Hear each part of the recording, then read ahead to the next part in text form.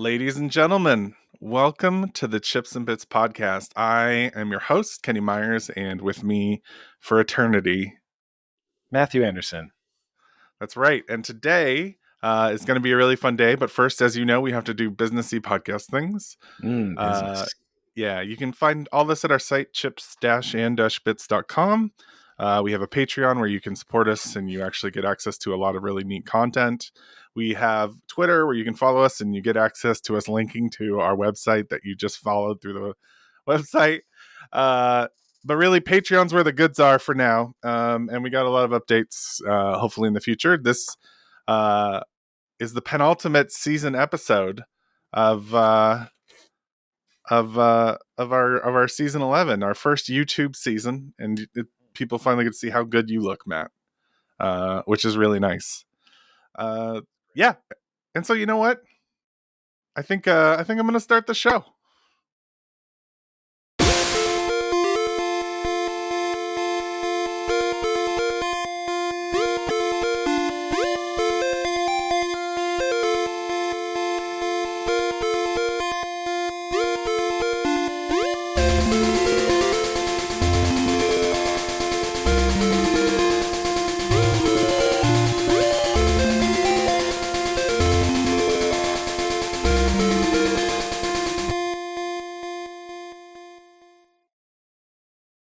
All right, today we are talking about Death's Door, a surprise game that was not on our list at the beginning or was even in our field of view when we started this year. Death's Door is published by Devolver Digital, made by a very small developer named Acid Nerve, technically the core team, although I did check this later because it is kind of hyped this way. It's really just two people. Although they did recruit artists and stuff. Not a huge amount, though. Not a surprising small amount for what, in my opinion, is a contender for me for Game of the Year.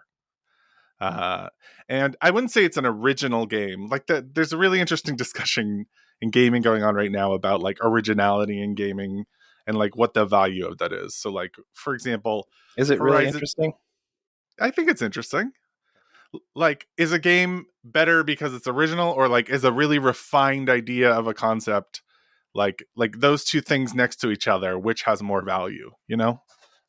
It's just there's a lot of games that are like really polished versions of already established tropes, and they're like the best versions of those. But the main contention point is that like bringing a new idea to the table always elevates a game versus like just doing really good with what we already know. Death's Door is doing excellent with things that we already know. The closest corollary I think we have is Hyper Light Drifter.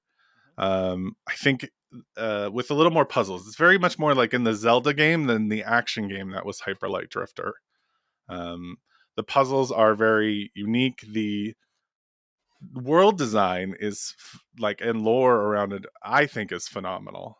And the bosses in particular are just so spectacular to look at. Like they're so thoughtful in their aesthetics and how they're used in the level. I think I just have nothing but praise for this game. So I'd be really curious what you feel, how you feel about it, Matt, because we actually haven't really talked about this game much like we do some other games. Yeah, we haven't. We kept it close to the vest on this one. We did really close. Mm-hmm. Well, I mean, let's get the most important thing out of the way right up front. And that is that the art direction in this game is fantastic. It's so good. I mean, and it's so like detail, like even little details. The best one is if you cut a sign and then read it, like the words cut in half, like the way the bird acts during like cutscenes and stuff. I don't know if you noticed this, but like if you were watching the bird, like during when a bad guy's talking or anything, it'll just be like doing like normal bird things and like looking around. Yeah. I actually one of my favorite parts of the game outside of the art direction you're kind of alluding to, and that is they did such a good job of bridging the gap between you playing just a crow versus playing like a superhero, like a Zelda, like a powerful character. And so there were it was really surprising to me how quickly it went from oh, this is cute. Like, oh, what a neat looking crow. To like, sometimes you just forgot you were playing as a crow. You're just like, wow, I am death. Like Yeah. I'm just destroying things. And then they would switch back and forth, and then all of a sudden you're like, oh, I'm a cute bird again. This is neat. And they play with it like thematically, like the humor in how the crow, like, obviously is a symbol of death, murder of crows. It's black as an association. Death obviously plays a big piece of this. It's called Death's Door, and it is about essentially delivering souls, which, as you know, carrying souls, one of my favorite things to do in games. It's probably one of my favorites. And the concept is you are assigned souls from a bureau that looks like something out of like a 1950s like typewriter pool, um, to go and rescue essentially these souls that have been around too long but have gained a lot of power. And each area, there's only three, but each area is very distinct in both its puzzles and its visuals, and it has really cool value once you unlock powers, like a lot of Metroidvanias or Zelda games, coming back and then unlocking new little nice things in the area. Um, it has a really adorable cast of NPCs and characters and little cultures that they built. In particular, my personal favorite, which I wouldn't be surprised if Matt's is there's an octopus controlling a dead human corpse. Yeah, it's great. And it's so funny, just because of how the conversations go. And then you get to be a crow eating soup. Um, but also, it literally is, you just see this octopus tendril controlling this very, very decayed corpse. Um, and looks so nefarious, but is so delightful. And all the characters are kind of like that. They all have kind of their own reason for being it. There's Pothead, who got So his head stupid. turned. It's great. It's such a good pun. Who got his head turned into a pot. Um, there's the old crow, who kind of starts you on the bigger adventure. Essentially, it uses the format of like prologue. Uh, you come to the old crow and it opens up the main game, and then he's a part of the whole thing. And he has his own unique little twist that I really loved. Um, Matt, tell me more. You love the art direction. I Uh, did. I also agree with you. I thought the bosses in particular were uh, well crafted. They were quite difficult. Like enough of a challenge that it definitely felt like it was worth the wait to get to them in each section. Particularly, it, in line with Pothead and all these other things, I also thought just the names of the bosses were spectacular. They were totally stupid. Um, and like you'd go, one of the first ones you fight is a witch, and you go through her mansion and it's filled with urns that you break, and then you finally meet her and her name is the Witch of Urns. It's just, it's like they didn't really try hard. But even the first one you wind up fighting, you go into a forest, and you there's a cut scene, and it says, careful when you see things like this, it will be representative of a demonic spirit. yeah, uh, and then the boss name comes up and it says demonic forest spirit. It's just stupid. Like it's a good gag. It works every time. Every time you run into a new boss, you're like, yeah, that's a really clever name. Right, like right, just only one step down from how great the art direction was. I also feel like I need to specifically call out, because again, a lot of what was experienced in this game to me was surprising. Like it presents itself as just another indie game, and so you're expecting there to be like some cut corners and for things to not really feel polished and to not really be surprised too much. And instead, there's another layer under here in the music, and oh my god. it is some of the greatest music I've experienced in some time, and it's so unexpected, and it's tied to um, the fighting mechanics. It's tied to each unique place in the world. It's tied to whether you are wayfinding or battling or in a boss fight or underground and it gets quiet. I mean, they put so much effort into it. I was blown away every time, and I found myself like I would stop playing the game and then I was humming the title music. I mean, it was excellent. It also does something in games that I really love, and I think you do too, is where the collectibles, like the things that power you up, feel worth getting, and there's enough of them where it never feels terrible. Like where you're just like, oh, like Assassin's Creed, where you're like just opening 3,000 treasure chests. More like Tomb Raider, like there are definitive reasons to find these things and they're super helpful. And it's a game I feel like you need it. I don't think this game ever actually got easier. I think its challenges were so well designed. In particular, I actually thought the hardest boss in the game was the character named Betty, who is Betty's the name of the abominable snowman, the Yeti in the north, and very charming. But yeah, you fight Betty, and that was really hard. Um, and I felt like if I didn't have all the power ups I had at that point, and like the life, because this has similar Zelda-esque like magic and life power-ups where you collect 4 and you unlock, an extra heart. Like she would have been twice as hard. Like so difficult. And that's so nice. Like, but I never felt like the natural progression. If I just played straightforward, I felt like I could have probably taken her. But getting all the extra stuff was so interesting and enjoyable and not too tedious. So yeah, so that those are some of the things that I really liked, Kenny. um, and there was a lot of other things I didn't like about this game. Oh, interesting. Go ahead. The part I would be most critical of, and certainly the thing that bothered me and I found irritating the most, was the absolute difficulty of wayfinding through the different worlds.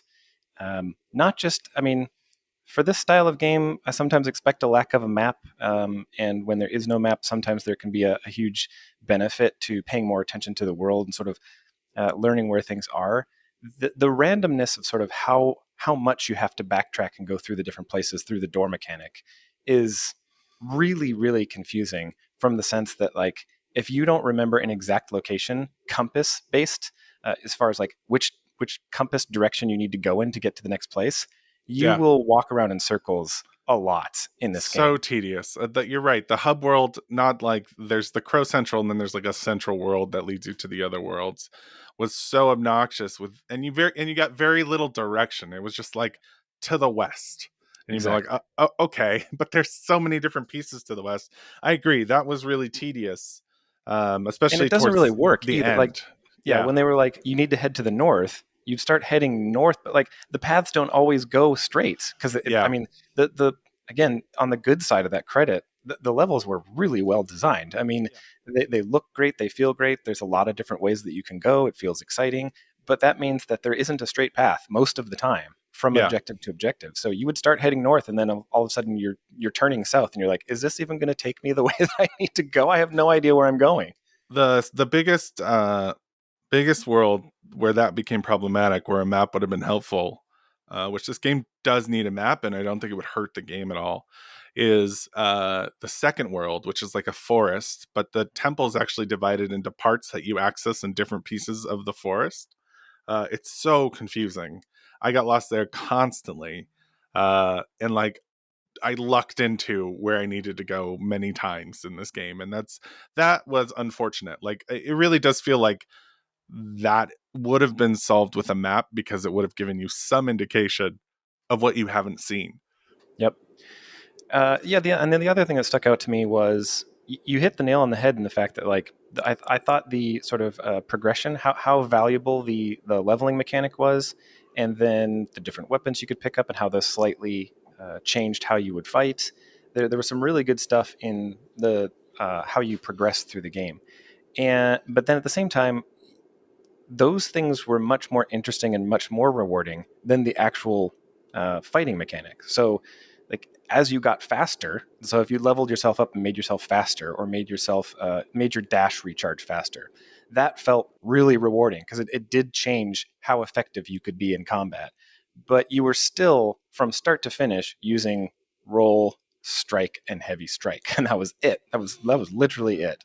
Um, there's no, there's no real block mechanic. There's no real timing other than just rolling out of the way.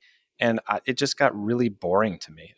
So the bosses helped with that, because the bosses were so well designed and so exciting that every time you got there, you're like, okay, that last grind was sort of worth it. But otherwise, you're doing a lot of button mashing through the same enemies with the same combos to get to the next boss. And there's only 3 of the bosses, so that just kind of felt like a missed opportunity to me. Yeah, and that's where it like enters the sort of weird indie forgiveness zone, right? Like a complex combat system or something that leveled beyond essentially they have magic speed, like it's magic dash and hit. And even like the weapons didn't really make that much of a difference, although certain monsters reacted differently. I generally just use the first sword. There is an achievement if you beat the game entirely with the umbrella, and there was no way I was going to do that. But they're a little quicker or a little more powerful. I think I switched to the super sword in the end. Excuse me. Yeah, I used so there was quite a few times, especially I think it was now I'm forgetting which boss it would have been. Oh, I think it was Betty. Betty was so like twitch based, like Mm-hmm. super fast in how she moved, and you only had kind of a split second. She'd do this roll attack and then jump up in the air and land, and you only had a really quick moment to like get one swipe in with the sword. And so for her, I think I beat her on the 3rd try, and I had switched to like the fast knives, the 2-handed knives, so you could get like 2 swipes in, Yeah. and then get out of there. So Yeah. I did switch weapons a couple of times, but really I just think it was just the lack of, because they had that whole branch of magic, or magic weapons, but effectively it's just ranged. It's just a ranged weapon, and it didn't really change much. It changed how you solved the puzzles, which was cool, Yeah. but it didn't change how you engaged with enemies or what happened to those enemies or anything like that. Except for the bosses where it could have different effects on them. Yeah, it's yeah, I mean in that case it very much is like Legend of Zelda. Like it's just a very Legend of Zelda doesn't really have an exciting combat system ever. It's usually just hit, yeah, attack. I mean, there are different sword strokes, which this was limited by being 2D versus other Zelda games. Oh, Matt, can you turn up your mic a little bit? Your levels are very low. Yes, sure. Thank you. You're welcome. Uh, yeah, and so I I didn't I enjoyed the world so much and like the benefits so much that stuff was annoying, but not enough that I wasn't like trying to do everything in the game that I could. Like for me, like you talk about the world movement stuff. I didn't find the soup guy, the octopus, until late in the game, but I could have gone much earlier to the game and found him. And he gives you hints where things are, and that's super Yeah, nice. yeah, it was awesome. Yeah, I think I found him like right around the time I was about to take on the 3rd boss. That was it. Hmm. Um, and he was Yeah, available much earlier.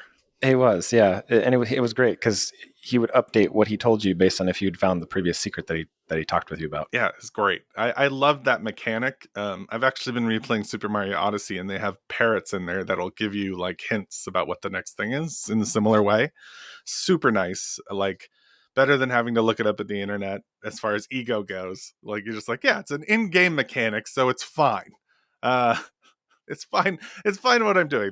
That's my marker. I have a marker of like if this is like minute 30, looking for something stupid, I am going to look online. Like I just unless I'm truly in love with the game and the look is a part of it, I'm just like life is precious. Let's see. What else I want to talk about? There's another thing that was like a weird part of the mechanics is they had like tutorials, but I don't know if you had this issue, but there's this thing, there's sewers in the game.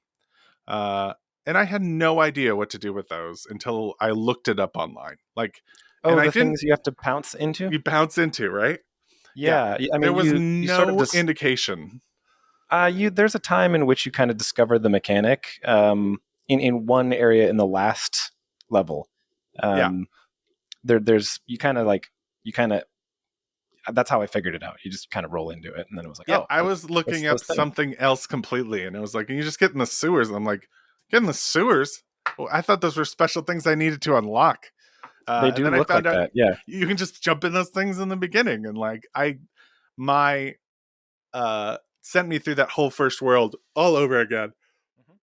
Let's see. I have a list. I actually wrote some stuff. One thing you really talked about and kind of hit the nail on the head was just about how thoughtful a lot of like the art direction or the design of the crow is. And on my notes, I have this thing like the lore of the world is really interesting, and they did a really good job, like you said, of blending that humor with what is ultimately a very sad story Yeah. about death. And I thought they did a really nice job presenting that. And in fact, one of my favorite moments in the game is when you have retrieved all the major souls and you go to the old crow, and then he finds out he's just been living a lie, uh, and has probably one of the most visually striking, beautiful boss fights, and like frantic, difficult but fun, Hmm. where you fight him, and the transformation and like is just one of probably my favorite moments in games this year. That Gray Crow fight was just like it was new, like just how the presentation just felt very new in how things are presented. It was a combination of many things, but I really loved that presentation. And the there's obviously the underlying darkness that comes with this gross, just like complete Yeah. jump into in like loss of sanity. um and it was just a beautiful sequence. I really loved that sequence. Yep. Agree. I thought it was great. Yeah, it's one of those things where it's really hard for me to put my finger on where I land entirely with this game, because it's one where I certainly, based on my experience and all the things that they do so well, I feel like it's a game you have to recommend to people. And at the same expense, I also feel like I need to point out, like, I won't be surprised if, half the people I recommend this game to never finish it. Um, that's just sort of like the vibe that I get, and it's weird because I know sometimes we run into situations where we play games and our overall thought is, yeah, it needed to be shorter, or if only it was longer. And I don't know if either of those would have solved my particular individual gripe with this game. I think it just needed, I mean, like, certainly some just one more trick, or piece of something, some variable in the fighting mechanic that would have made it slightly more interesting. But then I think it's some combination, actually, of, I think the worlds themselves could have been compressed slightly, and maybe then there could have been one more boss or two more bosses in smaller worlds. Some hybrid approach to that, I think, probably would have got me through. And then, man, if they had just, I don't even need a map. Like, I think if what they were trying to get across was, hey, like, be immersed in this world. When it was working, it worked really well for me, and I thought they did a good job of keeping me looking around and like participating. I think I just needed one of those, like, like subtle, just like a little navigation cursor or something where I could pick an objective and it would just like subtly guide me. Or sometimes they'll use those ghost mechanics where you press a button, and a little wispy goes in the general Or direction like of where you should go. the wind. Yeah, exactly. The wind. Yeah, it's like just something to make me feel like I'm at least going in the right direction. I Yeah, think would have really helped. yeah. I mean, it's definitely a linear game with like exploratory angles, but I see your point there. I think, I mean, right now you have the internet. Like you could just look, like we could just say like this game was great. You could make it go a lot quicker. You just look up where to go on the internet in the hub world. Everything else is pretty straightforward from there. I feel like once you get out of the hub world, the maps are a lot more linear. They're a lot less complicated. Some doors are obscured in weird ways just by how they're isometric.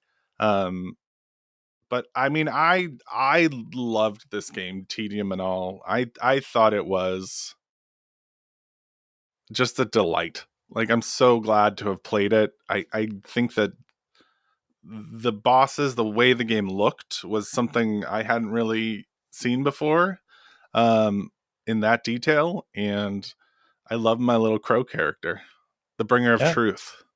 He's great. There's so much tiny, like, attention to detail too that we haven't even hinted on yet, because we're just talking globally about the art direction. But Yeah. there's this neat visual mechanic where, every time you go back to the world of doors, everything's in black and white except for certain elements that you've collected from the real world, and over time they just like sort of amass in this desk. That's Pile your up. desk, Yeah. because Yeah. all the crows have desks that they work from. And it just starts piling up in this collection. And again, like, every time you transition through, it affects the music, so the music sort of goes back to the main title thing, but it's kind of like muted and subdued because you're in the black and white world. And then you step into a new world, and it's in color. And as you transition between lighting phases, some of the different weapons that you have are lit up, so they all have different colors, and they kind of look like lightsaber effects, like this glowing neon effect with all your crow's weapons, and that's really well done. I mean, there's just so many little intricate details that, again, it's just you wouldn't expect all of that stuff to have been done so well for what seemed like a pretty small game. And you don't think you would recommend this game wholeheartedly? I think I would have to caveat it, because I mean, I think it's wow. I think it's what's wrong with you? Pretty good. Yeah, I think it's pretty good.